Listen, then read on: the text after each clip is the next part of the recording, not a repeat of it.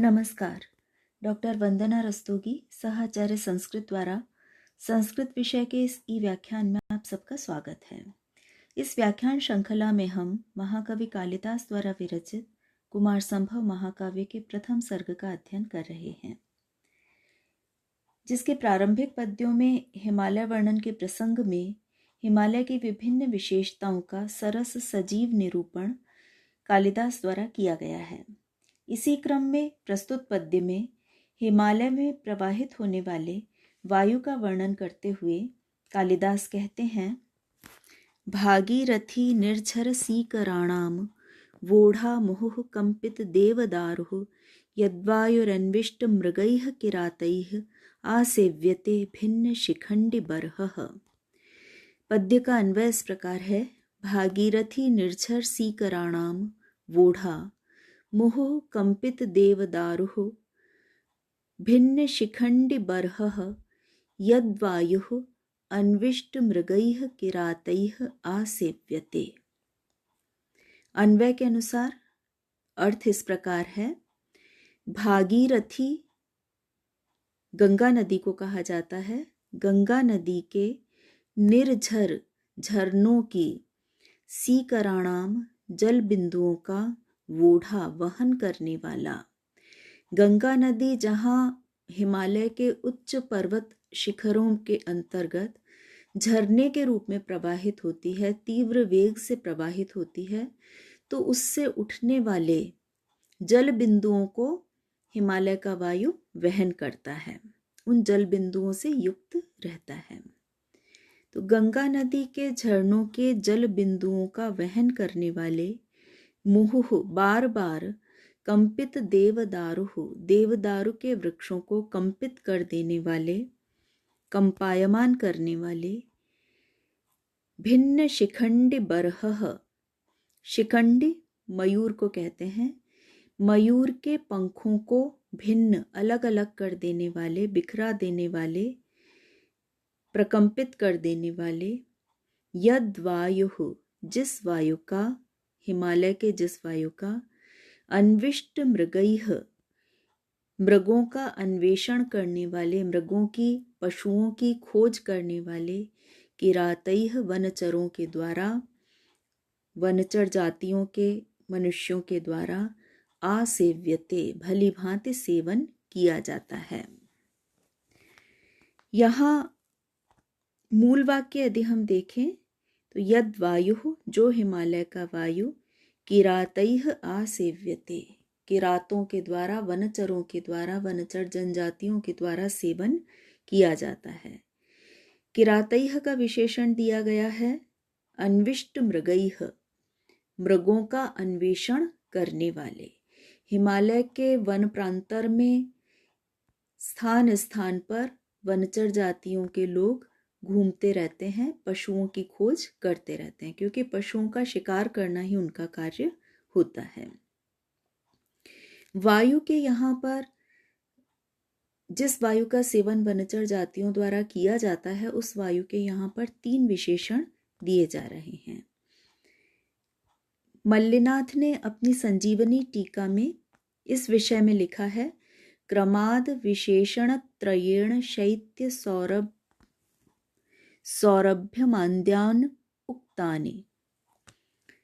क्रम पूर्वक इन 3 विशेषणों द्वारा शैत्य शीतलता, सौरभ्य सुरभितता, सुगंधि, मांद्यता और मंदता, वायु की मंदता, सुरभियुक्तता और शीतलता, ये 3 गुण यहाँ पर इन 3 विशेषणों के द्वारा वर्णित किए जा रहे हैं। भली भांति आसेवन करने योग्य वायु में ये तीनों गुण विद्यमान होने चाहिए, शीतलता, सुगंध और मंद पवन, मंदता। पहला जो विशेषण दिया गया वायु का वो है भागीरथी निर्झर सीकराणाम वोढ़ा, गंगा नदी के झरनों के जल बिंदुओं को वहन करने वाला। ये वायु की शीतलता का द्योतक है। जल बिंदुओं से युक्त वायु शीतलता से युक्त है।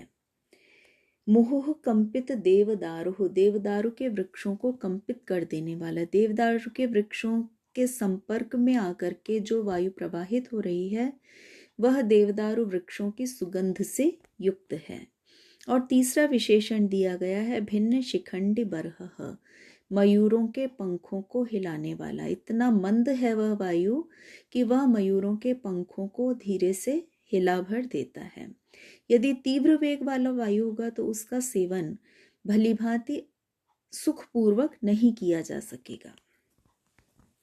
इस प्रकार से यहाँ वायु के ये 3 विशेषण प्रयुक्त किए गए हैं जो वायु की शीतलता, सुगंधी युक्तता और मंदता का द्योतन करते हैं। इस पद्य में स्वभावोक्ति अलंकार का प्रयोग किया गया। स्वभावोक्ति अलंकार के उदाहरण के रूप में यह पद्य प्रसिद्ध है क्योंकि यहाँ पर हिमालय में प्रवाहित होने वाली वायु का स्वाभाविक वर्णन किया गया है।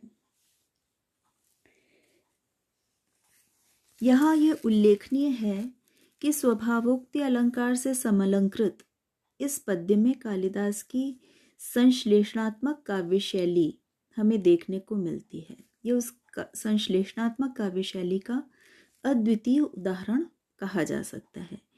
एक ही पद्य में कवि ने हिमालय में प्रवहमान गंगा नदी के निर्झरों का, देवदारू वृक्षों का, मयूरों का, वनेचर किरातों और उनके द्वारा अन्वेषण किए जाते हुए मृगों का, विभिन्न पशुओं का सूक्ष्म और संश्लिष्ट चित्रांकन कर दिया है।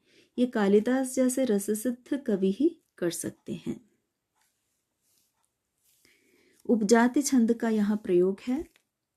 वोढ़ा, इस शब्द में हम प्रकृति प्रत्यय देखें तो वह धातु त्रिच प्रत्यय प्रथम पुरुष एक वचन का यह रूप है।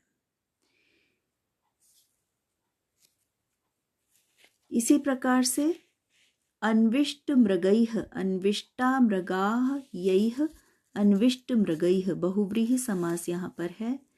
भिन्न शिखंडी बर्हः, भिन्नानि शिखंडानाम बर्हाणि येन, बहुव्रीहि समास यहाँ पर विद्यमान है।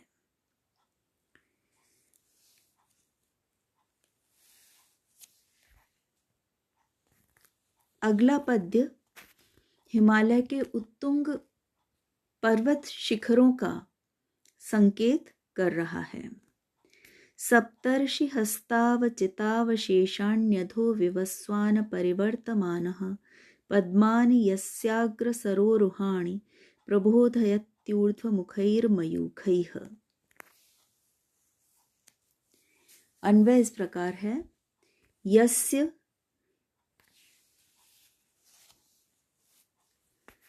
सप्तऋषि हस्तावचित अवशेषाणि अग्रसरोरुहाणि पद्मानि अधः परिवर्तमानः विवस्वान ऊर्ध्वमुखैः मयूखैः प्रबोधयति।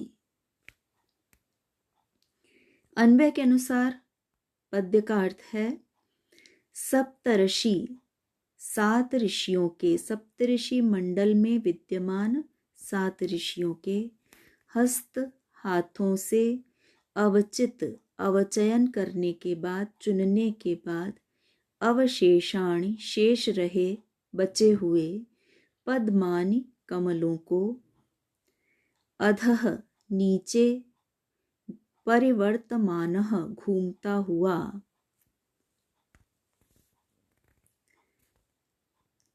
विवस्वान सूर्य, ऊर्ध्वमुखैः ऊपर की ओर उठने वाली, ऊपर की ओर जाने वाली, मयूखैः किरणों से, प्रबोधयति विकसित करता है, उनका प्रबोधन करता, उन्मीलन करता है।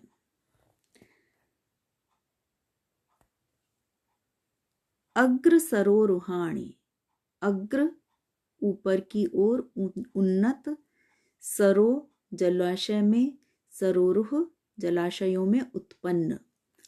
सरोरुह कमल को भी कहा जाता है लेकिन यहाँ अभिप्राय है सरोवरों में उत्पन्न। अग्रेसरांसि, अग्रसरांसि, अग्रेसरंसुरुहाणि, अग्रसरोरुहाणि। सप्तमी तत्पुरुष यहाँ पर समास के रूप में प्रयुक्त किया गया है। अभिप्राय यह है कि 7 ऋषियों द्वारा अपने हाथों से चुन लिए गए कमलों से जो शेष रह जाते हैं, उन जलाशयों में जो शेष बचे कमल होते हैं, उन कमलों को नीचे की ओर घूमता हुआ सूर्य अपनी ऊर्ध्व किरणों से विकसित करता है। यहाँ हिमालय के ऊंचे शिखरों का निरूपण करने के लिए कवि इस रूप में वर्णन कर रहे हैं कि इसके ऊंचे ऊंचे शिखरों पर जो विद्यमान सरोवर हैं, उनमें कमल के पुष्प पुष्पित होते हैं, खिलते हैं। उन पुष्पों को स्वयं सप्तऋषि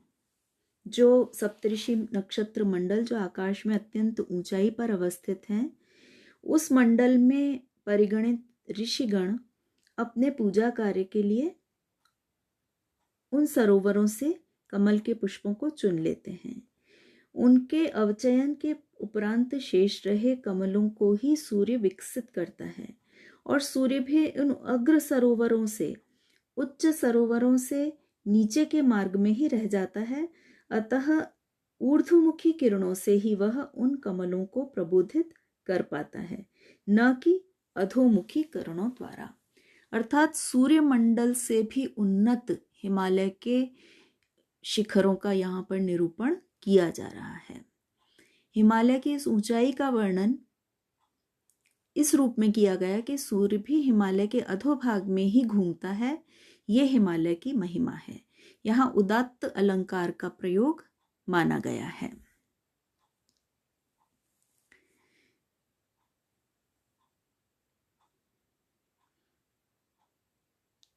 और छंद वही उपजाति छंद है। यहाँ भी अवचित, अब उपसर्ग चीधातुक त प्रत्यय प्रकृति प्रत्यय के रूप में हम देख सकते हैं। इसी प्रकार से परिवर्तमानः इस शब्द में परि उपसर्ग वृत धातु से शानच प्रत्यय का प्रयोग करके प्रथमा विभक्ति एक वचन में परिवर्तमानः यह रूप निष्पन्न होता है।